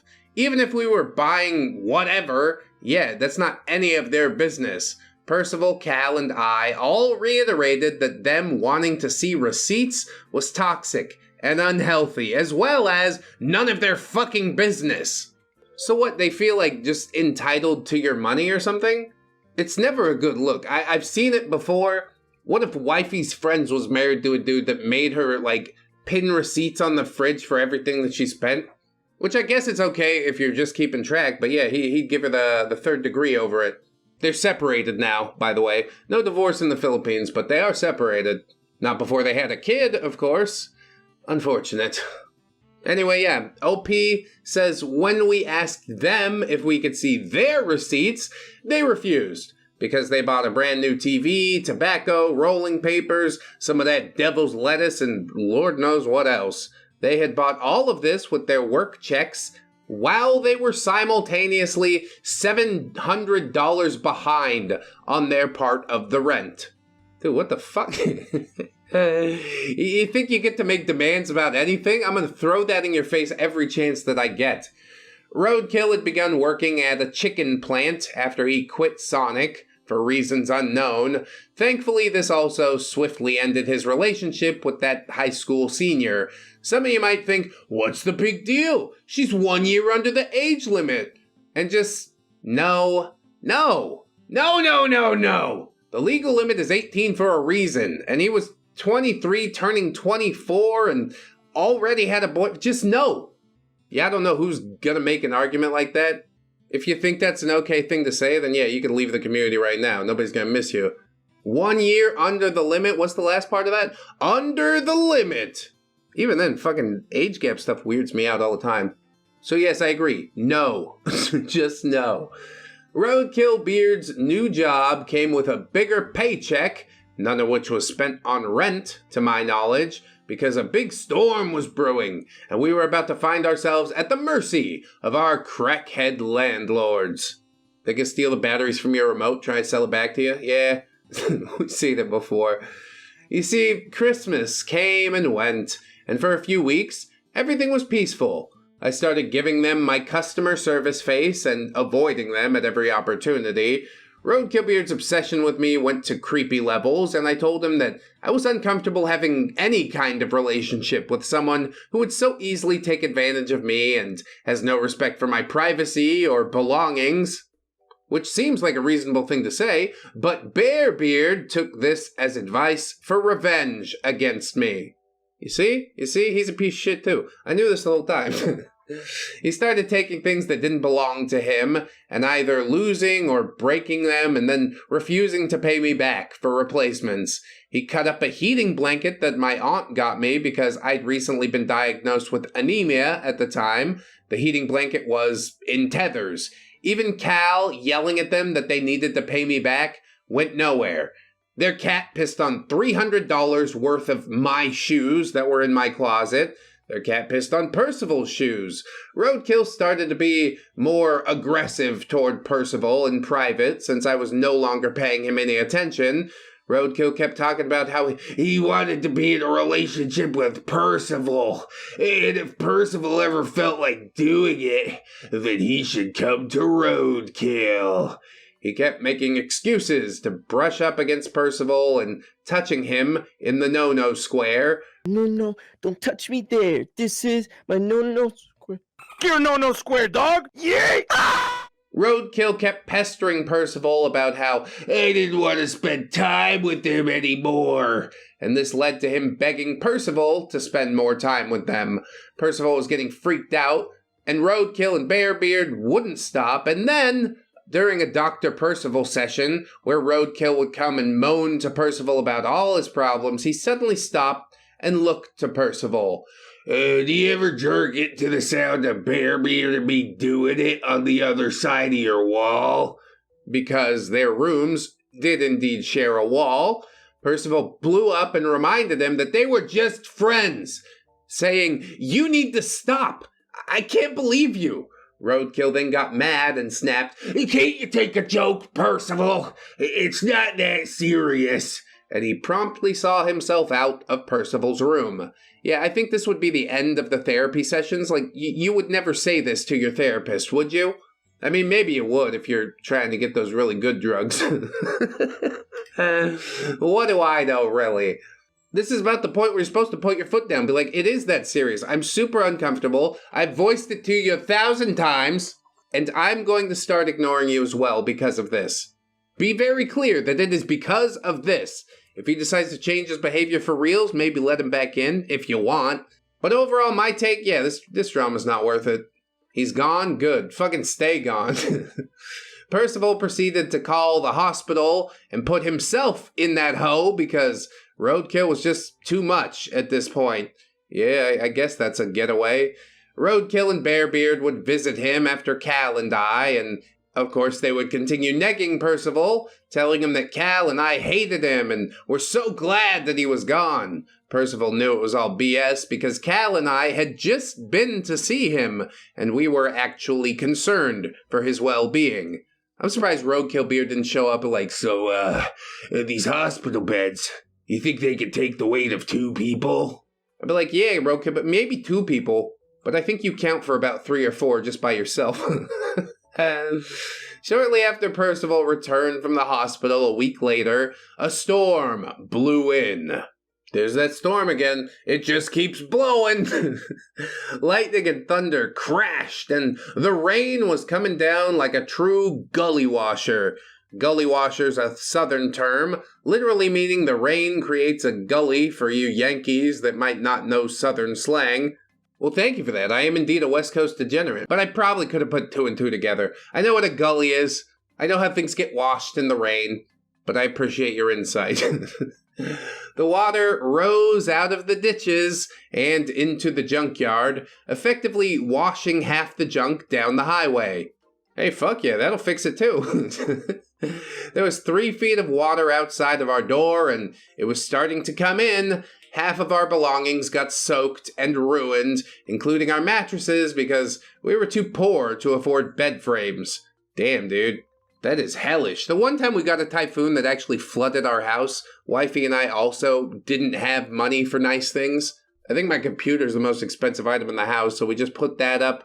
And then the mattress, yeah, that was inflatable. Oh, there was also like a little mini fridge. But yeah, we survived. Took a while to clean up, but not all bad. New experiences, you know? OP says, we all banded together in that house, putting our differences aside to rescue as many of our belongings as we could, and also find a hotel that would accept our pets. We went back in the morning to ask our landlords if they could put us up somewhere else, and they said, you can leave. They were evicting us because Roadkill was $700 behind on rent. Yep, about fucking time. We were furious with Roadkill for lying to us about paying his part, but we couldn't do anything about it now. In an effort to make us move faster, the landlord then cut our electricity. I'm pretty sure that's illegal. But yeah, as if we needed more signs from the universe that it's time to get up and out. We called the sheriff, but he said there wasn't anything they could do unless we wanted to go to court. So we just tucked tail and crashed at a hotel. We rented a storage locker for our furniture and made a plan. Cal was the only one with credit good enough to be accepted by a local realty firm, and that meant that he was going to be the head of household on the next lease. We found a cute cottage and worked out a deal with the landlord in terms of our animals. The only problem was, we only had 2 bedrooms. No one wanted to share a room with Roadkill and Bearbeard, so Cal and I bit the bullet and shared our room with Percival. Wait, why the fuck are Roadkill... You bringing them with you? What the hell is wrong with you people? They're the ones that ruined everything. At what point do you scrape them off? Gutless people drive me fucking nuts, you know that? You had a bite of a poop sandwich and they're like, you want another bite? You're like, no, I hate it, but I'm gonna do it anyways. Like, help me to understand why. Ugh, Hope says we got dividers and it wasn't that bad sharing a room. Our only problem was that as soon as Bearbeard and Roadkill moved into their room, it started to smell like feet and would eventually become so overwhelming that Percival and I would gag, but I guess that's a tale for another time. Yeah, I guess it is. There's a lot left to be explained, like... You could have ended it there. You could have gone and had like a nice house. Maybe you had to take on a little bit more of the rent or something like that. But it would have been yours, for realsy reals. Instead, you let the 2 tag-alongs tag along and continue to ruin your life. And then you're like, I'm going to complain about it even more. Isn't this a terrible thing that happened to me? It's a terrible thing that you did to yourself. You can't control how somebody else acts. You can only control your own actions. Take charge of your existence, for God's sake. Life's not a lazy river ride where you just go around bumping into people and shit. Like, go where you want to go. Steer, damn you! I'm so frustrated. Cal jumped over the couch and was between Roadkill and I before I even realized what Roadkill was going to do. He had a fist raised and ready in that way that Chris Chan kind of holds his punches. This makes me really angry. Part number 6, Roadkill continues to be despicable incarnate. And if you remember in the last story, OP had their chance to get away, but decided to drag the Beards along with them to the new house. You're just ruining it. Look at my lips, you're ruining it. The story frustrates me in a lot of ways, but we've started, so we'll finish. I was browsing some comments like, OP, why didn't you just lock or purchase a lock for your room? And the truth is, we did have locks, but it was a crappy house, and all you really had to do was jiggle the handle. Also, we had no money, and tried to demand from Roadkill and Bearbeard any inkling of respect for our space. Okay, but clearly they're not going to respect your space, so let's try and save $5 a month so we can buy a $20 lock for the door. Trust me, you can make it a priority. You can afford one if you really wanted to. I'd also like to mention that when we were being served our eviction notice, I did take Cal to the side, and I begged him to not let Roadkill and Bearbeard move in with us. Oh, good. OP at least trying to get away. This stupid boyfriend. Cal, however, said we couldn't just throw him out on the streets. Actually, we can, Cal. We should. And this became a sore subject between us, causing most of our problems. Yeah, that's about the stupidest fucking decision that I've ever seen being made. How can you respect your partner after that? He's spineless. Anyway, my doctor at the time also suggested I keep a mood journal to learn more about what triggers certain moods. I spent 4 days on it before realizing that Roadkill and Bearbeard were the cause of my anger and sadness. Bro, I don't need a journal to tell me that. Everything is swimming, except for these 2 miserable people I have to be around. OP says I started having panic attacks on my way home from classes every single day because I'd have rather been anywhere but there. I'm almost grateful to Roadkill and Bearbeard for one thing, and that is that now I pay attention when I spot red flags in someone, and I put up with zero BS. See, that's the universe trying to teach you a lesson. You learned it well. Toughen your spine right up, give you that stiff upper lip. Love to see it. I was naive, and I looked over many of Roadkill's red flags on their insistence that they were good. Yeah, good people usually don't have to tell you that they're good. They did hide so much of their behavior until after we had moved in together. Besides, you don't truly know someone until you've lived together, right? Yeah, ain't that the truth? Now wifey's seen all the ugly parts of me. And despite my myriad idiosyncrasies, she's still, like, just ride or die. Can't explain it. Cal, Percival, and I had a sit-down prior to our eviction from the junkyard. It went something along the lines of OP saying, "You both," referring to Roadkill and Bearbeard, "have been acting like, well, monsters. You disrespect our boundaries, you have no respect for other people's things, and Roadkill, you need to stop being so sexual towards us. How that creep made you feel when he cupped you is how you make us feel every day." I shit you not, they both literally started scrunching up like 5-year-olds do when they've been scolded, and started bawling. Roadkill literally stomps his feet like a child. I was so taken aback that I had to literally step back because I found myself giggling at the absurdity of these two. It was unbelievable how they acted. Yes, because people in the past have let them get away with things when they take these actions. And something tells me, I don't know, just a theory, something tells me that you're going to reinforce that theory. They start crying and you back down. Whether that's due to sympathy or a giggling fit, it doesn't really matter. Anyway, Cal stepped forward and continued what I had been trying to say, "And you need to grow up. You act like actual children." No, but literally though.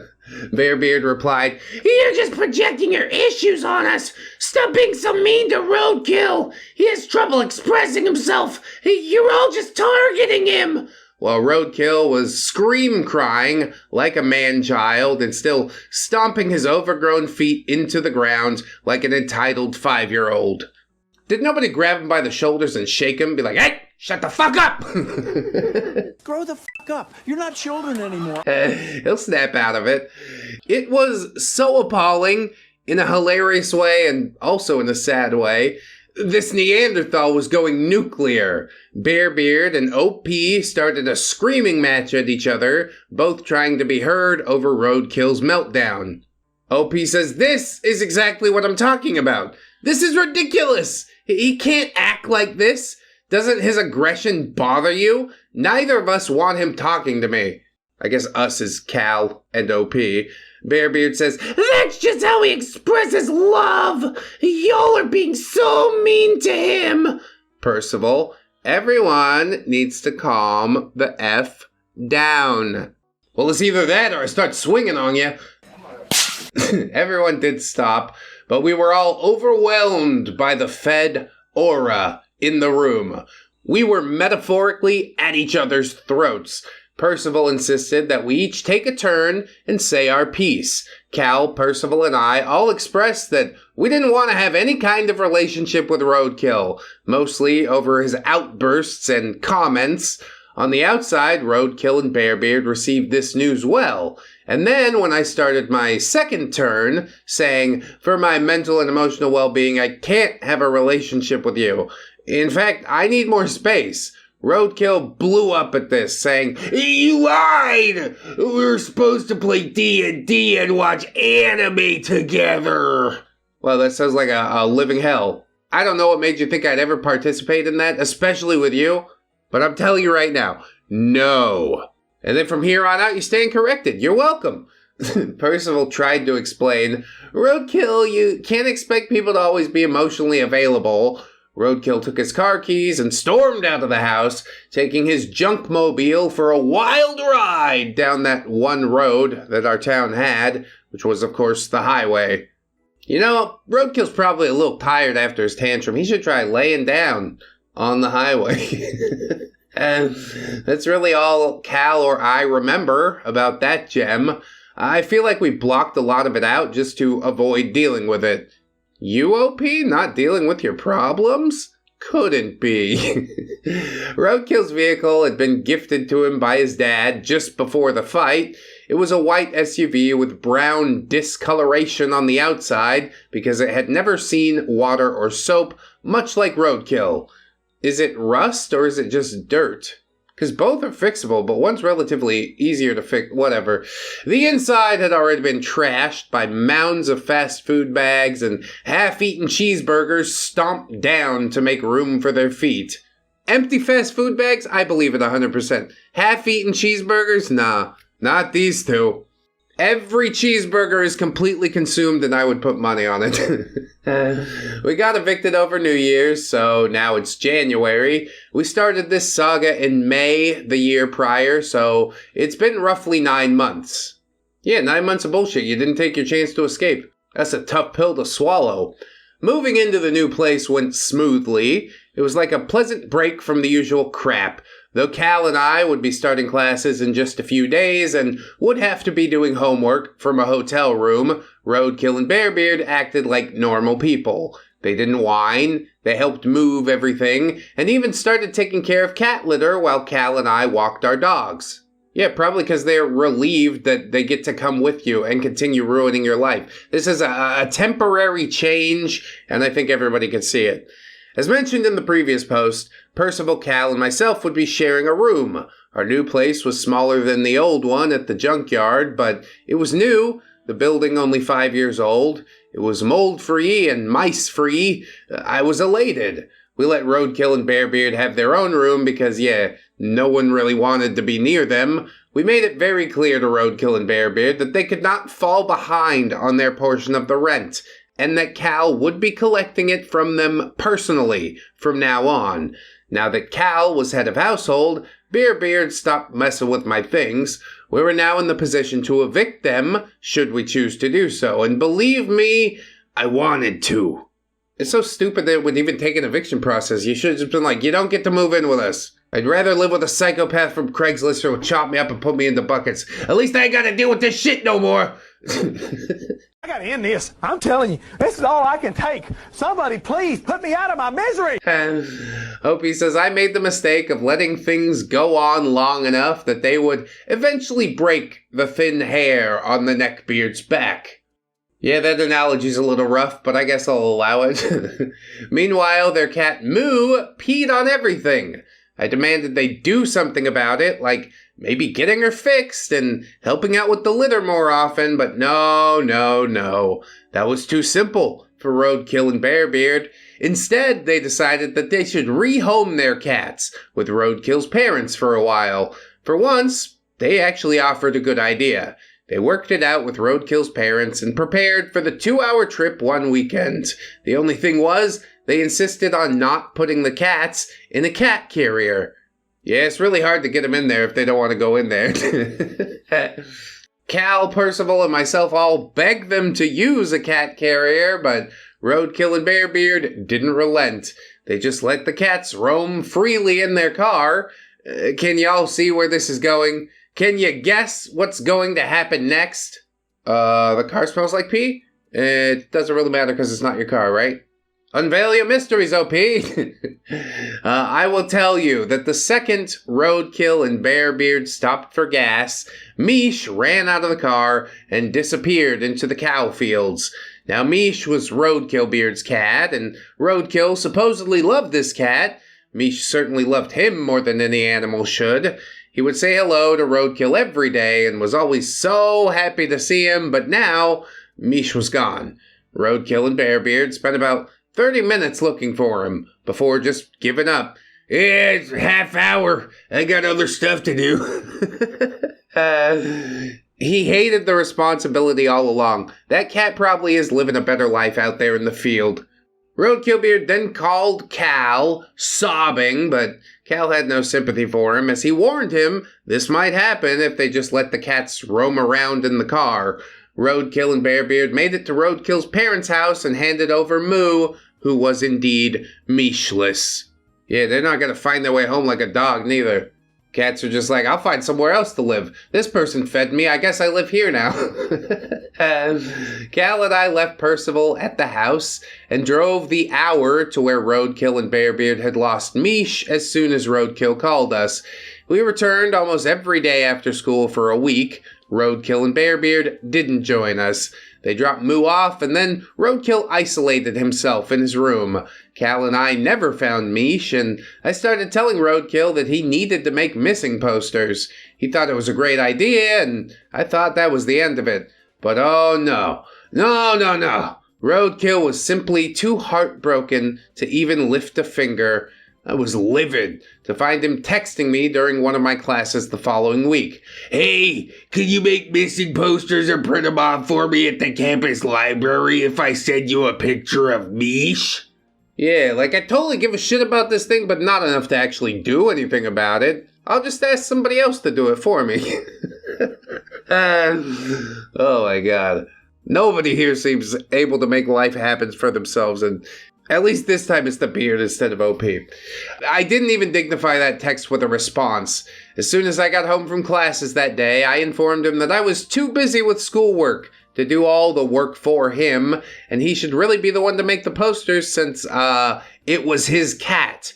I wasn't lying about the work either. It was the final semester of my senior year, and I was double majoring. Cal and I both had our seniors' theses to work on. Roadkill never made the posters, of course. He never returned to the spot where he lost Mish. Nothing. It pissed Cal, Percival, and I off. That cat loved him, and it felt like he just abandoned him. All we could do was hope that Mish found a human who actually deserves his love.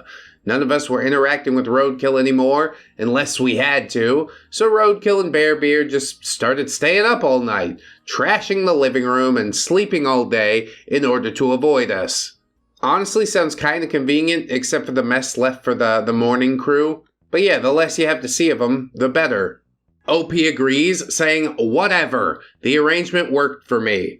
It wouldn't be until March, 2 months after Roadkill lost Mish, the tensions would settle down long enough for all of us to semi-get along. Of course, any peace between our rival groups would be short-lived. I'll tell more about that in the next part. Thank you, Mooncold, and good night.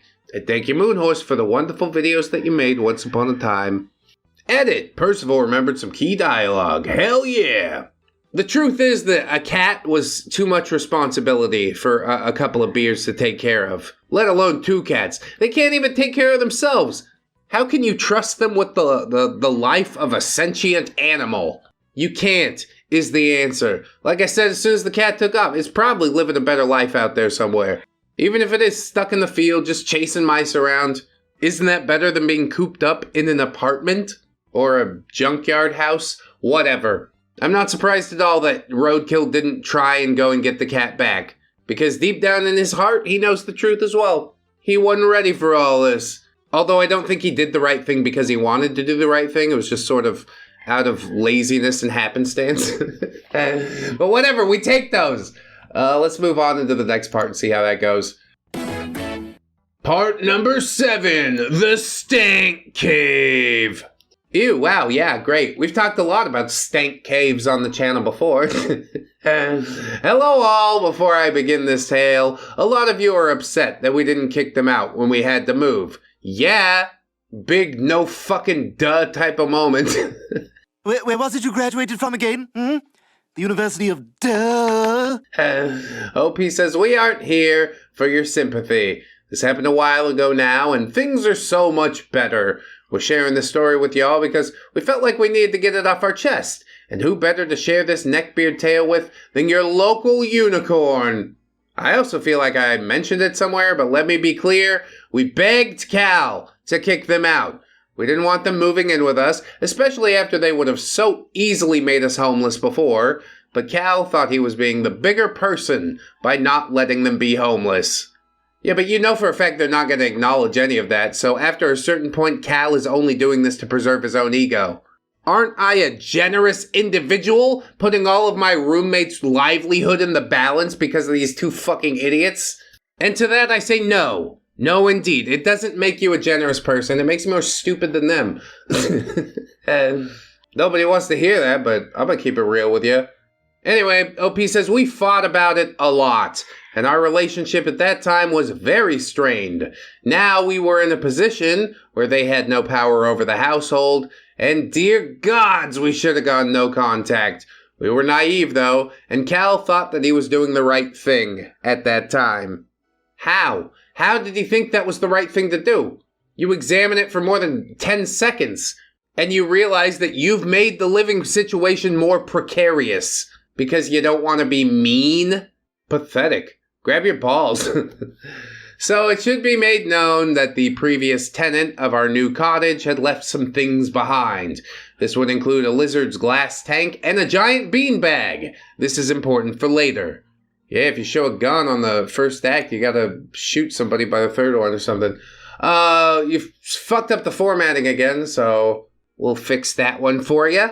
That's alrighty, Roo. So after getting settled into the new place, and after Roadkill lost Mish, Roadkill and Bearbeard would stay up all night in the living room with the TV turned up. They would leave their garbage everywhere. Percival and I got up every morning and cleaned up after them. We got sick of this real quick and often mentioned it to them, but they were refusing to hear us. Like after the fight and everything, they were no longer interested in hearing us out, no matter the subject. Yeah, I don't think the other person's interest really matters all that much. If you're not paying attention, I'll twist your arm until you are paying attention. You see this eviction notice? Next time the living room's fucked up when I wake up, I'm gonna serve it to you. Maybe we struggle a little bit harder on rent with the loss of these two do-nothings, but it's all worth it when you wake up to a clean living room, isn't it? I'm seriously asking, I don't remember. There's no way I can serve eviction notices to my children. Anyway, one day Percival and I were sitting in the living room and decided that now was a good time to confront Roadkill. Bearbeard did at least a few chores every week, while Roadkill did nothing. We mentioned this to him, and I got heated up and claimed that he was lazy. He was very offended at this. I went so far as to say that he has never, even once, swept the floor. At this, Roadkill picked up the broom, as if to show us that he could sweep the floor. He swept maybe like 2 feet of space at his feet, didn't put it in the dustpan, and instead threw the broom onto the floor going, "No! I'm not gonna do this! How dare y'all accuse me of being lazy when I work most of the night!" Wow, yeah, you've really proven your point here. That'll show me. At this, Percival got mad and spoke up, "Dude, it's true. You do nothing except trash the living room, and we're getting real sick of picking up after you and Bearbeard. Just don't even worry about it. I'll do it," Percival said sternly, picking up the broom and beginning to sweep. Roadkill didn't say anything. He just went out back and smoked a cigarette. See, the whole problem is this, passive-aggressive, I want you to do it, but if you don't do it, then I'll do it. Then, of course, he's not going to do it. Does that make any sense? After this, I stopped cleaning up after them. Well, good for you, OP. Only one in this house determined to see anything change. And indeed, nothing changed, y'all. Can you believe it? So Percival and I started to enact some petty revenge. Anytime they left trash out in the living room, we would pick it all up and dump it on the beanbag in their room. Though this didn't last long, as the smell from Roadkill and Bearbeard's room became so unbearable that I was actually sick. Not even skunk spray had made me gag like this.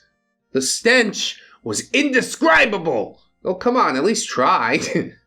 The closest smell I could think of would be soiled, sweaty gym clothes in the sun, like unwashed taint and old Cheetos. Yes, what a melange. It stings the nostrils. Although the corny, cheesy aftertaste might be sort of pleasant to some people.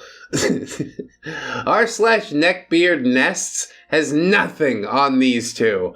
Roadkill and Bearbeard left out every dirty dish, every bit of half-eaten food, and dirty clothes all over their floor. There were boxes, fast food boxes, which is a different type of box. And to everyone's horror, they even left boogers on the wall, though we wouldn't discover this until after.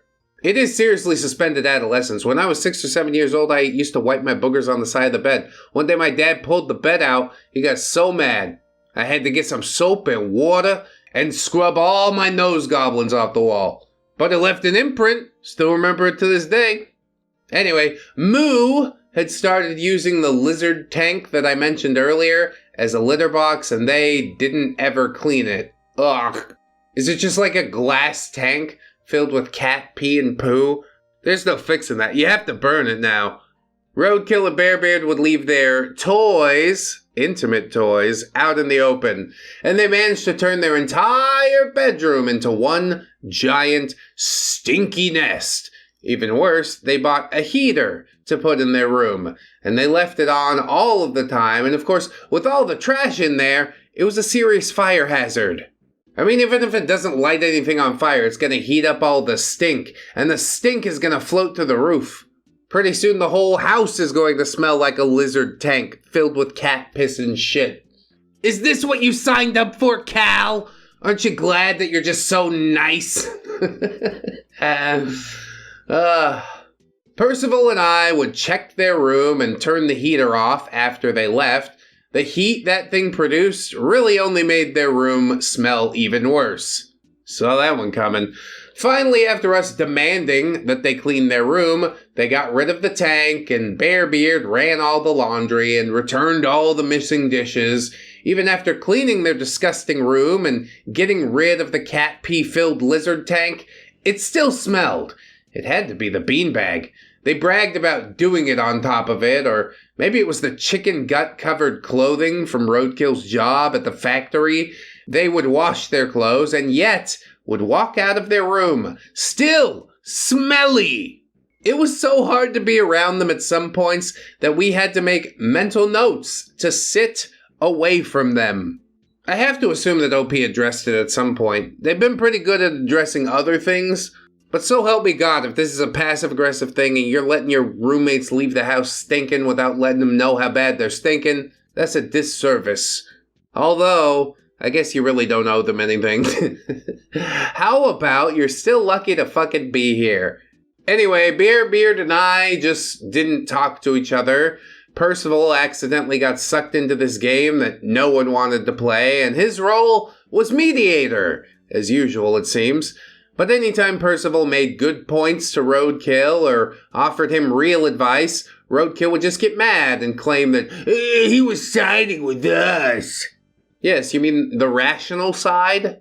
That is my side, as a matter of fact. I would not give in to the same lunacy that you do.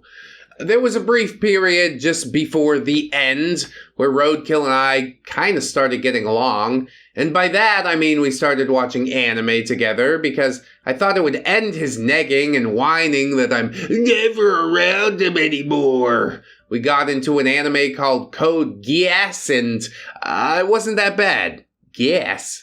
Is it like from Wisconsin or something? Oh, golly. That's one of my favorite animals. Roadkill was being respectful of my boundaries until one night we were watching anime, and so far, everything seemed normal. Yeah, except for the anime. We were just quietly watching, and then I felt it. A finger wiggling close to my hand. Oh, he wants to play a little bit of wiggle worm, does he? I turned to look at him because he had moved his hand into mine, grabbing me in a clasp. He had his eyes closed, his lips puckered out as far as he could manage, hard leaning in for a kiss. I jumped off that couch like a cat spotting a cucumber. What are you doing? We've been over this so many times. I don't feel that way about you. His face went red, and he just fled to his room without even apologizing to me. When I told Cal about it later, he was very upset, and he promised that he would talk to them about starting to find another place to live. You've inflicted this on yourself. I'm glad you finally see that and are now trying to remedy the situation. I thought that that was the end of that, but soon Roadkill started coming to me. Hey, I got a doctor's appointment and I'm going to see a counselor about my issues, so maybe I could learn to be a friend to you. I congratulated him on getting help, though after his first counselor's visit, he started on about how you should join me in therapy so we can work out our differences. I still feel the same about you, and I don't want our relationship to end. What are you talking about? OP says, I'm not dating you. Do you understand that? Group counseling is for couples. And besides, I don't think my insurance will cover it. He threw a fit. You won't even try. I can't believe you don't care. You should do this for me. He sobbed. Even Bearbeard was getting sick of this discordant song. He began to be short with Roadkill, and Roadkill started to belittle him. He would call Bearbeard an artard, and he would say, "Stay out of it, honey. You don't know what you're talking about." I honestly have no idea why Bearbeard put up with it. Low self-esteem, probably, mostly. You were absolutely right. They feed off each other, creating the perfect shitstorm. The next part will be the finale. Thank you so much for listening, and again, thank you to Moonhorse for producing so many wonderful videos. Yeah, Moonhorse pretty cool guy. Roadkillbeard is not, however. I sort of understand the laziness aspect of it. Like, I don't think I've swept the floor more than like 10 times in my whole life. Somehow the floor is always clean, though. But if you're really going to be that lazy person, then just lean in. Don't pretend that you're something you're not, and people will respect you more for it. Or maybe not respect you, but at least throw their hands up and be like, well, he's not going to budge on that. He doesn't like to sweep the floor. What am I going to do? As far as therapy goes, yeah, it's great that he's getting it, but I don't think he's applying it. This is performative therapy. Also, OP will give him a chance. We will get into the finale. Why not? There's probably going to be one more episode even after that because there's like an update and some special stories. This way I can do them if I feel like or not do them if I don't feel like, depending on how all this ends. So let's get over there and check it out. The finale! Roadkillbeard finally snaps with like a mind-blown emoji. And you know the thing that blows my mind the most? You fucked up the formatting again. Yeah, stop it again. You know he's done it again. That is a fact. Little bastard. It's fine. It's normal and fine, okay? OP says, Moonhorse almost blew this case wide open. He's been right about every detail of commentary except for one. Bearbeard has not left Roadkill, to my knowledge.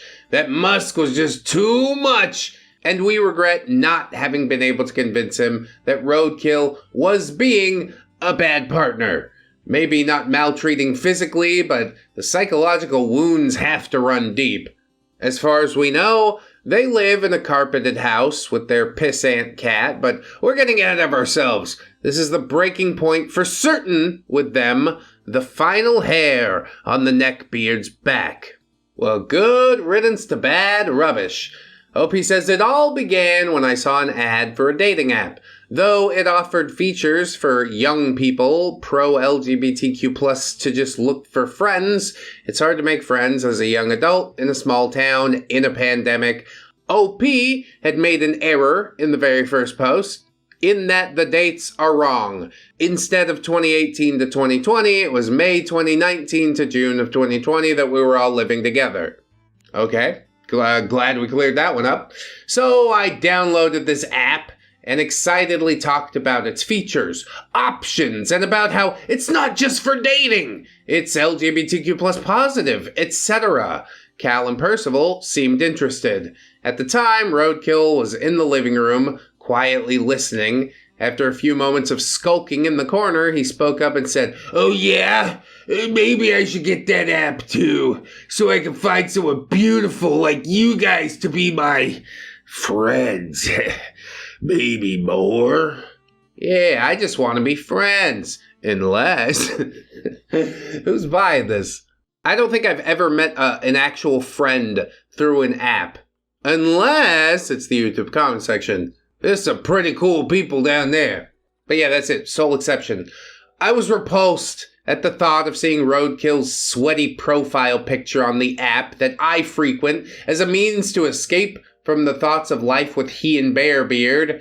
Cal and I both asked him kindly to get any other social media app on the market, except for that one. What are you, fucking shareholders? No! You can't restrict people from downloading a thing that they want to download. If you really didn't want them on there, maybe you should have told them about it. Again. Duh! We conceded that we couldn't stop him after some of his childish huffing and ranting, and told him to please just not friend us or to like our profiles if he did, and we thought that that was that. You're like handing him an instructional manual on how to push your buttons, you know that? The following day, Percival and I were talking about the app in the living room. What is the fucking app? Is this Meow Meow Beans? Bixel and I would like to introduce you to a little app called Meow Meow Beans. Cal was in the kitchen, and Roadkill entered from his room with a big smile on his face. I joined that app y'all were talking about. OP? What? Are you kidding?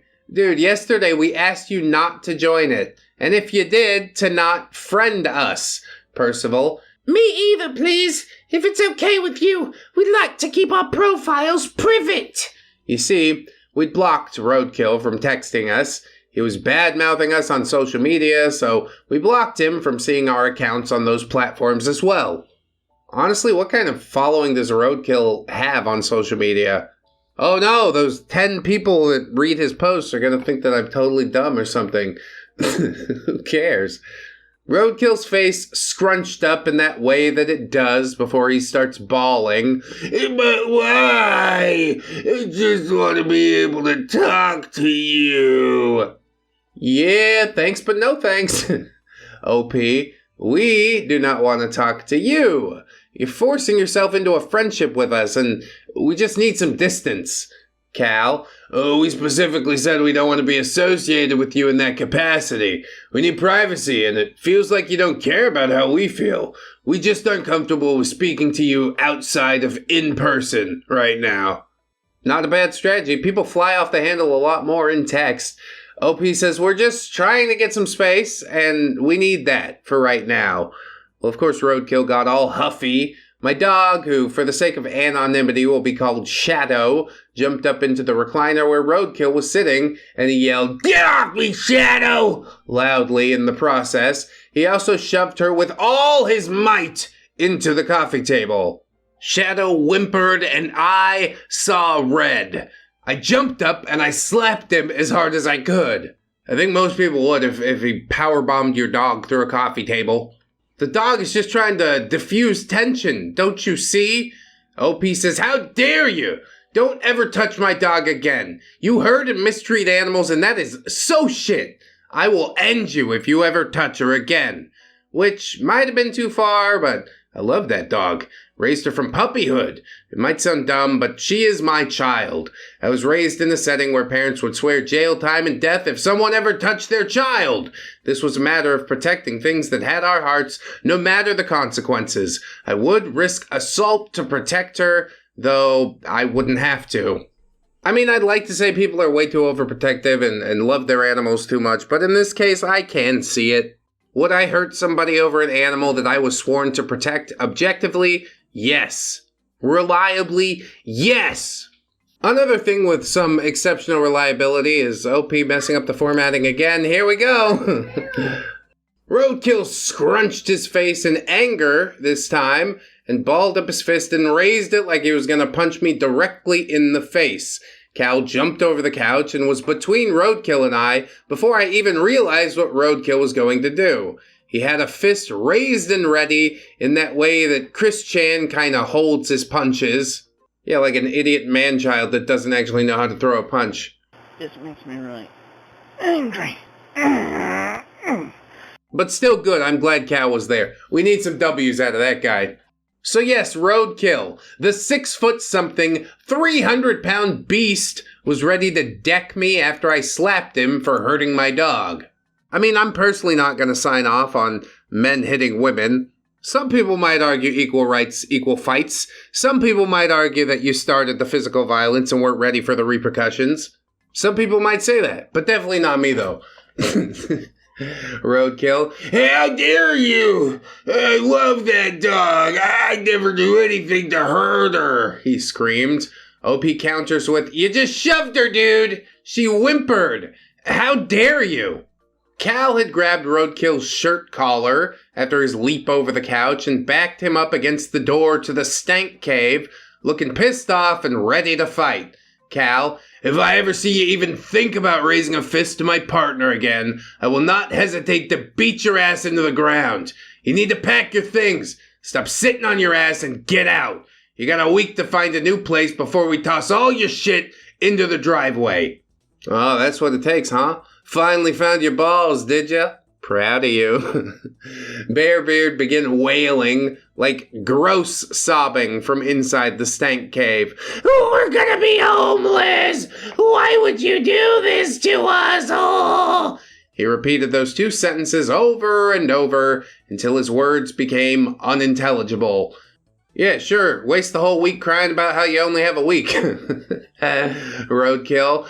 We'll tell the landlord we've been living here, so it'll be a violation of your lease, and you'll be homeless. Cal called them on their BS, saying, do it. I'll call him right now. Tell him I got 2 squatters here. It'll be our word against yours. Of course, they didn't have the balls to retaliate. They threatened a few other things, lost to time, and then they began backpedaling and begging, of course. Roadkill, can't you give us 2 weeks? Can you help us pack? No, absolutely not. Can OP format the post correctly? Also no, absolutely not. Cal just shook his head and had to comfort me as I cried into his arms, my dog at my side, just fine and pressing herself against me in worry. I gave her lots of pets and treats that day. You crying over the dog? The dog's not dead. It's just fine. But I am glad the dog got treats, though. Every good dog deserves a treat. Like I said, she was just trying to defuse the situation. Threw herself into the crossfire like a good, loyal hound. Anyway, Roadkill finally conceded, and him and Bearbeard cried loudly in their room for the rest of the afternoon. Percival and I avoided them, but they would corner Percival when Cal and I weren't around. They tried to gaslight him by telling him that we thought he was awful. They begged him to go with them on the move. They tried to tell him that he'd be so much better off. Percival wouldn't say anything to this peer pressure and would just exit as quickly as possible. Cal helped them a bit, but Roadkill and Bearbeard essentially abandoned all of their things except for some clothes. They even left behind some personal items that we never went through. We boxed it all up for them when they weren't around. Supposedly they'd found a nice place on the other side of town, totally carpeted, 2 stories. Hooray! Cal congratulated them and asked when they'd be coming by for their things. Roadkill told Cal, just put it in the storage unit we shared from the move. And at this point, Roadkill and Bearbeard no longer interacted with any of us in person. Well, good. Done. Dusted. They did make some very specific social media posts about us, directly naming us. Yeah, it doesn't get more specific than that. We all reported the posts, and Cal chewed Roadkill out for it, telling him not to slander us publicly. Yeah, or privately, preferably. But I know sometimes you can't help yourself. We told Roadkill he needed to stop, and that we would be reporting all of his posts and his account. We were pleased when they were taken down fully. Roadkill and Bearbeard went no contact after that. They never came back to get their stuff. Cal kept trying to set up a date with Roadkill to meet up at the storage unit so they could settle things. Cal left Roadkill voicemails and text messages, which he never replied to, until a few weeks later, when Roadkillbeard finally answered the phone. Roadkill, what do you want? Cal, I want you to meet me at the storage unit so you can pick up your stuff. Roadkill, oh, that thing.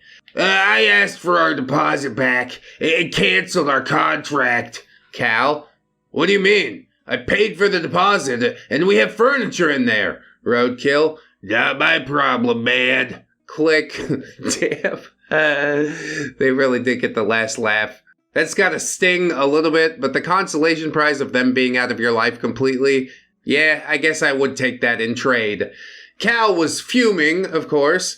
He called the storage place immediately and was relieved to find out that the nice old couple who ran it had not junked our stuff. For that month's leasing price, we could get all of our things back. Oh, that's a crisis narrowly avoided. All right, good. Everything turned out okay. We didn't hear from them again. Not for a few months, at least. Dude, stop doing that, OP. You're like, it's over now. We never heard from them until the next time we did. Okay. You see, Percival, Cal, and I had all moved states. We left the house just a few months after we kicked them out. We got rid of all the things they abandoned. This would just so happen to be the time that Roadkill calls, asking for some of their old things. Cal laughed and told Roadkill to check the local junkyard. Yeah, they probably didn't have anything that was worth keeping anyways. That's the end of Roadkill and Bearbeard. As far as we know, they still live in that carpeted house with their piss-happy cat. We, meanwhile, are working on ourselves in this new state far, far away from the deep crap pit that orbits those two. TLDR, my Neckbeard roommate finally snapped and hurt my dog because I didn't want to friend him on social media. Yeah, this situation really got out of hand, didn't it? I guess that's just what happens when you deal with man babies. I'm pretty sure wherever they move to, they're going to turn that into a crap pile. And yeah, maybe this was the sacrifice that the dog made. It had this grand plan to get Roadkill out of the house. Self-sacrificing as always. Man's best friend. It's Big Brain Plays. I hope you enjoyed the saga, friends. If you did, like, comment, subscribe on the video. Check out the Patreon. I appreciate you. We also got YouTube memberships if you wanted to sign up. And I know you do. Somewhere deep down in there. I know you do. If you can't afford to do it, though, that's cool. You watched the video this far. What else can I ask? Except that you remember that you are loved, you are worthy, you definitely deserve it, and I shall see you in the next one. So until then, bye-bye.